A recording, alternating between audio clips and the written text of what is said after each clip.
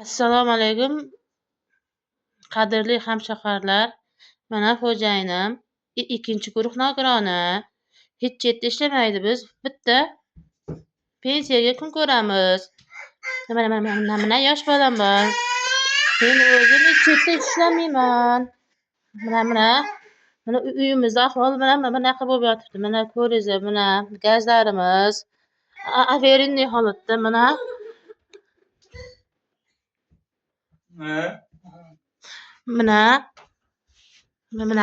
ko'rib turibsizlar, mana toklarimizni ham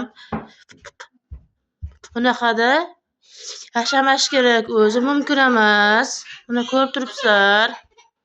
Mana sekin ko'rsataman. Hamma uyimizni o'z 3 xona uyimiz bor. Mana bitmagan.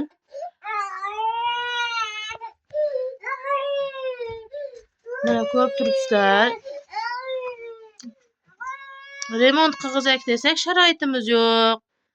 Mahallaga ham chiqdik. Mana ko'ringizlar. Mana hokimiyatga ham chiqqanmiz, menga ham telefon qilganmiz. Mana ko'rib turibsizlar. Foydasi yo'q. 2019-yil bo'lak bo'lib chiqqanmiz. Qildirishga esa sharoitimiz yo'q. Zo'rg'a qornimizni bir to'yg'izamiz o'zi.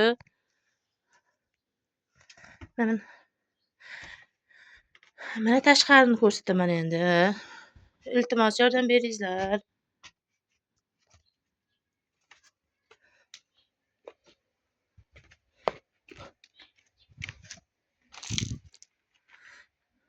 Mana uyimiz sirti mana oynalarda ahvoli.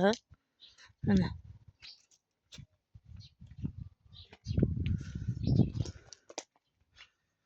uyimiz kaptarxona bo'lib ketadi yozda.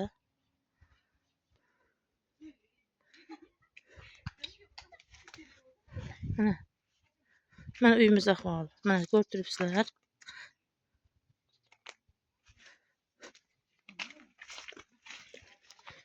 Mana bu oshxonamiz. Mana oshxonamiz. Lekin oshxona deb bo'lmaydi. Mana oshxonamiz ahvoli. Mana gazimiz ahvoli.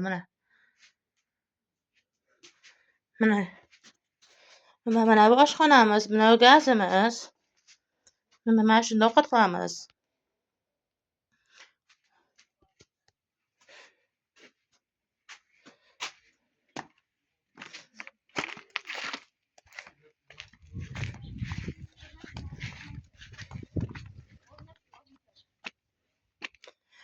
Mana yana qaytadan olib ko'rsataman.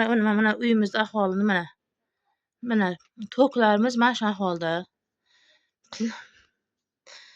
Remont qilg'izak desak, mablag'imiz yetarli emas, mablag'imiz yo'q o'zi. Mana biz Toshkent viloyati Ohangaron tumani Sanam mahalla fuqarolar yig'ini Obod mahalla 49-uyda yashaymiz. Erim tug'ma nogiron. Mana azizlar, iltimos yordam beringizlar. Mana shu karta raqamim. 1000 so'mdanmi, 10 mingdan bo'lsa ham iltimos yordam beringizlar. Remont qilishimizga uyimizni. Iltimos. Bir oyda bir marta go'sht yemaymiz. Sharoitimiz og'irligidan iltimos yordam beringizlar.